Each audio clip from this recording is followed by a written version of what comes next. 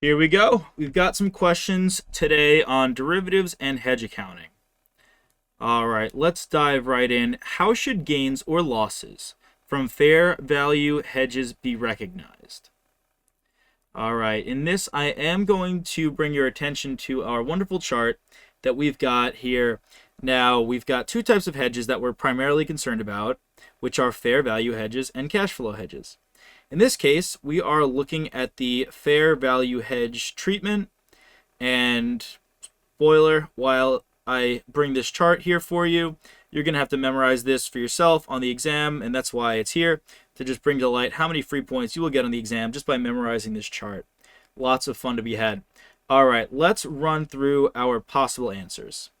So should the gain or loss, along with the offsetting loss or gain attributable to the hedge risk, be recognized in earnings in the same accounting period? Well, this phrase here, in earnings, if you haven't seen it already in the exam, you should know that in earnings, or earnings, is net income. That would be net income, so that would be these possible choices. All right, well, that sounds pretty solid because gains or losses, effective or ineffective, both are in net income. That sounds good to me, but let's keep reading. As an extraordinary item in the period of fair value change because of the unusual or infrequent nature of derivative contracts.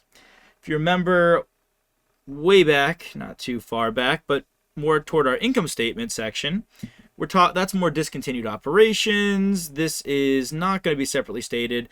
That's what this trick is starting to hint at, is possibly trying to get you to think of OCI. And wouldn't you know it, well, as a component of OCI. And OCI, we know, is the effective portion of a cash flow hedge. Definitely memorize those OCI items. And that will be a trick. That's a trick because no fair value hedges are reported as OCI, only effective of cash flow hedges. And then lastly, no gain or loss recognition. Well, everything's got some sort of recognition, right? It's going to have some recognition when it happens. So this is saying none in the period of the fair value change. It's going to happen when it happens, right? Revenue is recognized when it's earned. We recognize events when they happen, when it makes sense to make them happen. Accrual basis accounting. Final answer is letter A here, in earnings or in net income, however you prefer to say it. Next up, let's see our second question. Which of the following financial instruments is not considered a derivative financial instrument? And the key word here, obviously, is derivative. Now, as we remember, derivatives they have two components.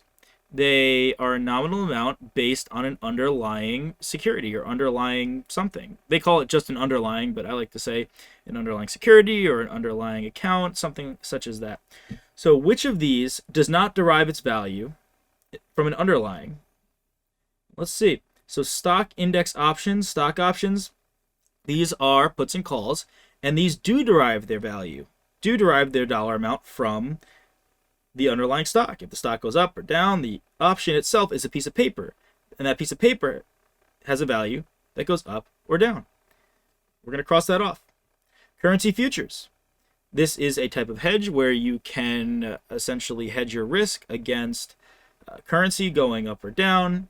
So this is going to derive its value from currency. It's a piece of paper that derives its value from currency, and that's not our answer. Next is interest rate swaps. This would be if I have a fixed rate, you have an adjustable rate, and you want to switch from my fixed rate, you could switch. Now that's a piece of paper that, say it with me, derives its value from the underlying, which is the interest rate. So this is going to be crossed out as well, leaving simply just the bank certificate of deposit, which in and of itself is a security. You can buy this certificate of deposit, and actually it's not a security, but we don't really talk about securities here. It is a financial instrument in and of itself. It has its own value. It does not derive its value from anything else. So last but not least, bank certificate of deposit. This is going to be something you see normally probably at your bank on the poster or big wall print outside. Oh, certificate of deposit, get a 0.01%. It's usually some abhorrently low interest rate there, but it is a way to put money in it. That is our last question for the day on derivatives and hedge accounting. Hope you all enjoyed, and I'll see you in the next one.